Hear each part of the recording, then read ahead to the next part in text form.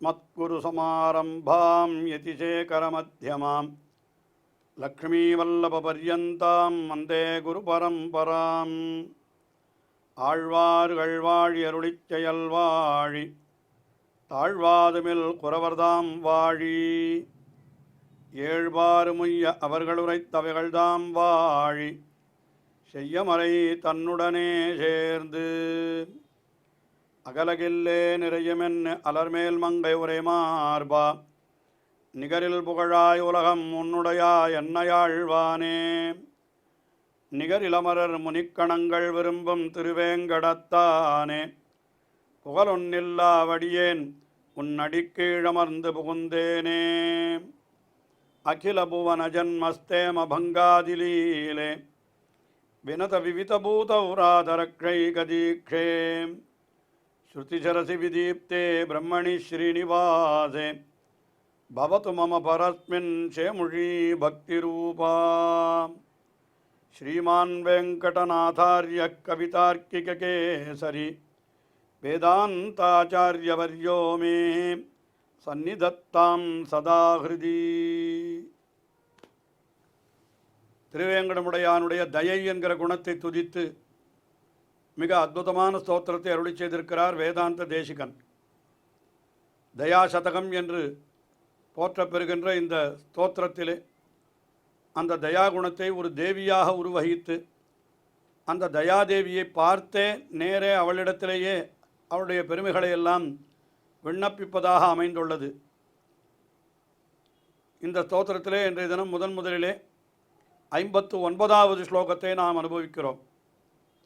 இந்த 59வது ஸ்லோகத்திலே என்ன தெரிவிக்கிறார்? தயாதேவியினுடைய ஒரு கருணையினாலே தான் நாதமுனிகள் ஆளவந்தார் எம்பெருமானார் முதலான ஆச்சாரியர்கள் அத்தனை பேரும் அந்த எம்பெருமானுடைய அதாவது ஸ்ரீ வைஷ்ணவ சம்பிரதாயத்தினுடைய சித்தாந்தங்களை எல்லாம் உள்ளபடி உணர்ந்து அதை அனுஷ்டானத்திலேயும் கொண்டார்கள் என்பது போல ஒரு அர்த்தத்தை இதில் தெரிவிக்கிறார். நான் ஸ்லோகத்தை அனுசந்தித்து அர்த்தத்தை பார்ப்போம்.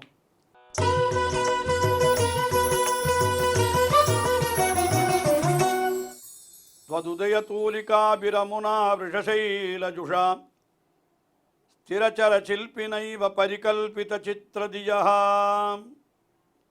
यतिपतियामुनप्रभृतयः प्रतयन्ति दये जगति हितं नस्त्वयि भरन्यासनादिकम् त्वदुदयतूलिकाभिः அமுனா அதாவது திருவேங்கடமுடையான் அவன் எப்படிப்பட்டவன் என்னால் விருஷசைல ஜுஷா என்னால் விருஷசைலமாகிற திருவேங்கட மலையிலே எழுந்தருளியிருக்கிறான் அந்த எம்பெருமான். அந்த எம்பெருமான் என்ன பண்ணுகிறான் என்னால் ஸ்திரச்சரச்சில்பினா ஸ்திரச்சரம் என்னால் ஸ்திரம் என்னால் ஸ்தாவரங்கள், சரம் என்னால் ஜங்கமங்கள் அதாவது சேத்தன அச்சேதனங்கள், அச்சேதனங்களை ஸ்திர என்கிற சப்தத்தாலேயும் சேத்தனங்களை சர என்கிற சப்தத்தாலேயும் தெரிவிக்கிறார். இப்படி சேத்தனாச்சேத்தனங்களை எல்லாம் படைக்கின்றவன் யார் என்றால் திருவேங்கடமுடையான் என்கிறவன் தான். அதனால் என்ன சொல்கிறார்? இந்த தாவர ஜங்கமங்களை எல்லாம் படைக்கின்ற சிற்பி போலே இருப்பவன் திருவேங்கடமுடையான் என்று சொல்லுகிறார்.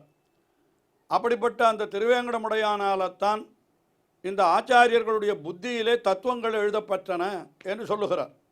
ஆச்சாரியர்கள் என்னால் யார் என்று சொல்லுகிற பொழுது அந்த ஆச்சாரியர்கள் எப்படிப்பட்டவர்கள்?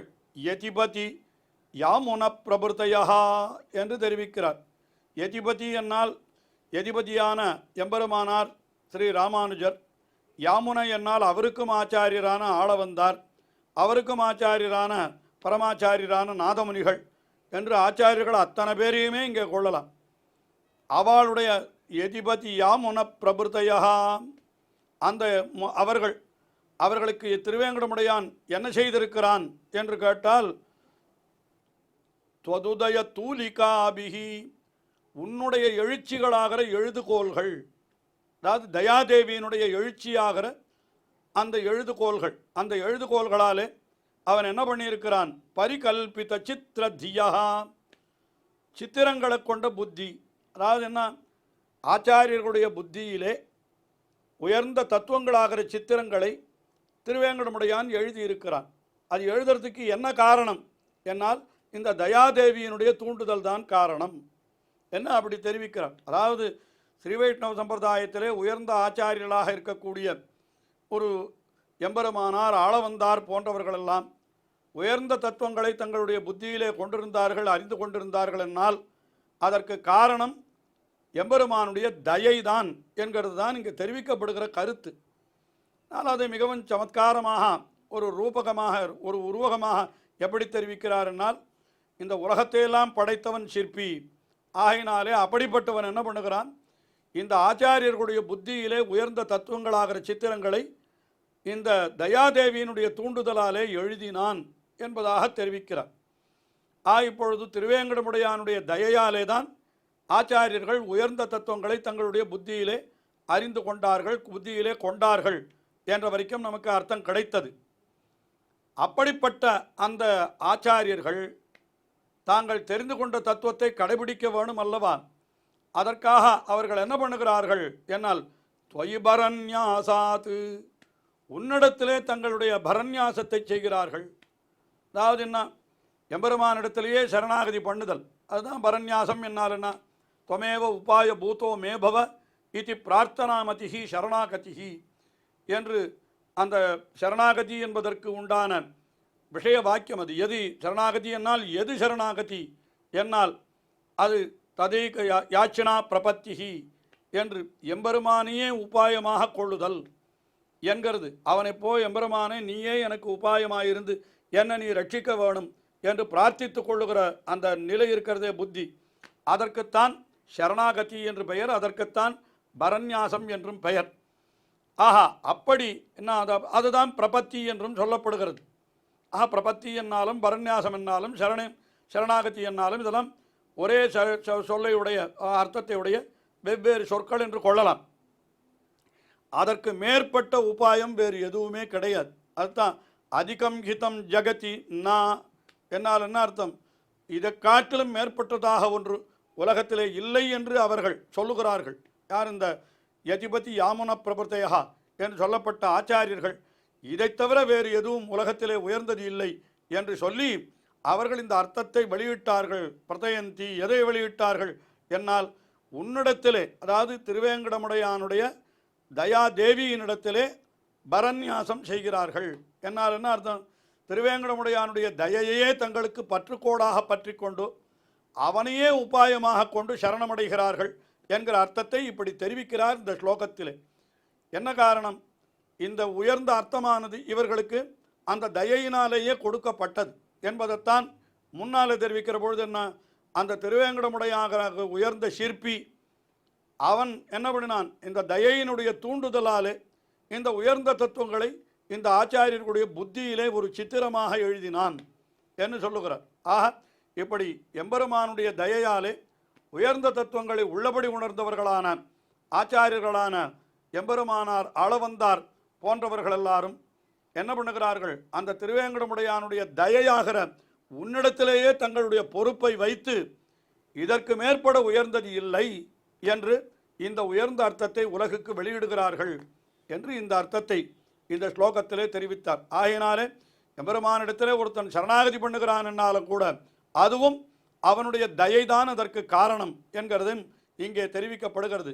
என் உணர்வினுள்ளே இருத்தினேன் அதுவும் அவனதின்னருளே என்று ஆழ்வார் அருளி செய்தார் போலே அப்படிப்பட்ட அர்த்தங்களை இந்த ஸ்லோகத்திலே நாம் கொள்ளும்படியாக மிக அற்புதமான ஸ்லோகத்தை அருளி செய்திருக்கிறார். இதற்கு மேலே அடுத்தபடியாக 60வது ஸ்லோகம்.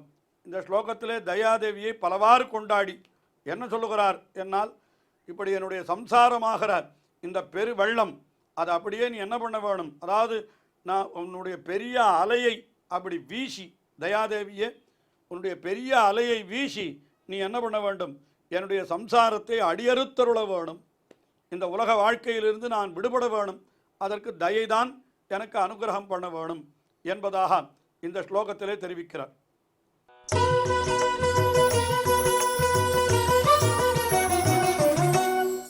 மிருதுஹிருதயே தயே மிருதிதகாமஹிதே மஹிதே திருதவிபுதே புதேஷு விததாத்மதுரே மதுரே விருஷகிரி சார்வபௌமதயிதே மயிதே மகதீம் பவுகநிதே நிதேகி பவமூலஹராம் லஹரீம்.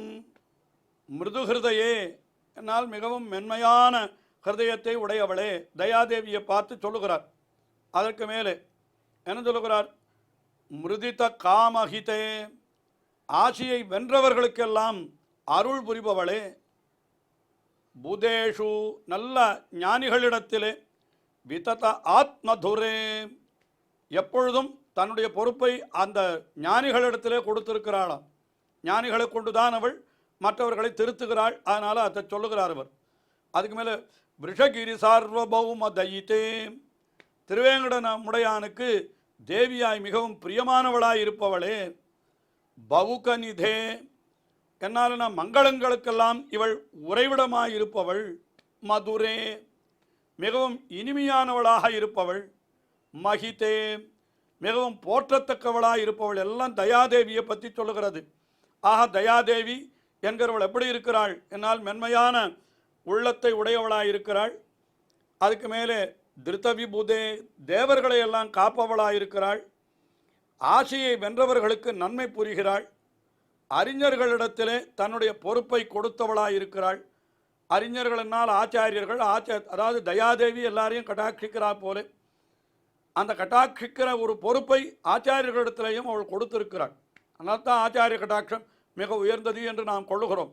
அதனால் அப்படிப்பட்ட விஷகிரி சார்வபௌமதயிதே என்று திருவேங்கடமுடையானுக்கு இவள் ஒரு தேவியாகவே இருக்கிறாள் இந்த தயாதேவி. அதுக்கு மேலே இவள் இன்னும் விசேஷமாக மங்களங்களுக்கெல்லாம் உறைவிடமாயிருக்கிறாள். மிகவும் இனிமையானவளாயிருக்கிறாள். அப்படிப்பட்ட தயாதேவியே பவமூலஹராம் மகதீம் தே லஹரீம், உன்னுடைய லஹரி, லஹரி என்னால் இந்த பெரிய அலை, அந்த அலை எப்படிப்பட்டது என்று கேட்டால் பவமூலஹராம், இந்த சம்சாரத்தை வேரோடு அடுக்கக்கூடியது. அதாவது திருவேங்கடமுடையானுடைய தயை நம் மீது விழுந்ததானால் உடனே என்ன ஆகும்? என்னால் நாம் இந்த உலகத்திலே இருந்து அனுபவிக்க வேண்டிய துன்பங்கள் எல்லாம் நம்மை விட்டு நீங்கிவிடும். அதுதான் உலக வாழ்க்கையே நமக்கு அறுத்து பகவானுடைய திருவடிகளையே கொடுத்து விடும் அந்த தயை. அதைத்தான் இங்கே சொல்லுகிறார். பவமூலஹராம் மகதீம் தே லஹரீம், இந்த உலக வாழ்க்கையாகிற பிறவி பெருங்கடலை வேறறுக்கிற பெரிய அலை உன்னிடத்திலே இருக்கிறது. அந்த அலையை மயினிதேகி, என்னிடத்திலே நீ வீசுவாய். இவ்வளவு பெருமை உள்ள நீ என்ன பண்ண வேண்டும்? இந்த பிறவியாகிற பெருங்கடல், பெரிய துன்பக்கடலில் புக்கு வைகுந்தன் என்பதோர் தோணி பெறாது உழல்கின்றேன் என்றெல்லாம் ஆண்டாள் கூட அருளி செய்தாளே. அப்படிப்பட்ட ஒரு பெரிய துன்பத்தில் விழுந்து கிடக்கிறேன். அப்படிப்பட்ட இதை வேரோடு இந்த சம்சாரத்தை அழிக்கக்கூடியதாக இருக்கக்கூடிய அப்படிப்பட்ட உன்னுடைய கட்டாட்சத்தை என் மீது செலுத்துவாய். என்ன ஆகும்? உன்னுடைய பெரிய அலையை என்கிறார். அந்த அலை, அதாவது நாம் சமுத்திரத்திலே இப்பொழுது பார்க்கிறோம். ஆனால் பெரிய பிரளயமான அலை வந்ததுன்னா இந்த சமுத்திரத்தினுடைய அலையெல்லாம் கூட அதில் அடித்து கொண்டு போய்விடும் அல்லவா? அதுபோல் நம்முடைய இந்த உலக வாழ்க்கை என்கிற ஒரு பெரிய அது மரம் வேர் விட்டு அப்படி இருந்தாலும் கூட அதை வேரோடு பிடுங்கி எறியக்கூடிய அலையாக இருப்பது அந்த தயாதேவியினுடைய கடாட்சம் தானே. அதனால் அது என்னிடத்திலே வீச வேண்டும் என்று அந்த தயாதேவியினிடத்திலே பிரார்த்தித்து கொள்வதாகவே இந்த ஸ்லோகம் அமைந்திருக்கிறது. இன்னும் தொடர்ந்து அனுபவிப்போம். ஸ்ரீயக்காந்தாய கல்யாண நிதயே நிதயேர்த்தினாம் ஸ்ரீவேங்கடநிவாசாய ஸ்ரீனிவாசாய மங்களம். ஸ்ரீமத் சுந்தரஜாமா திருமுனிமானசவாசினே சர்வலோக நிவாசாய ஸ்ரீனிவாசாய மங்களம்.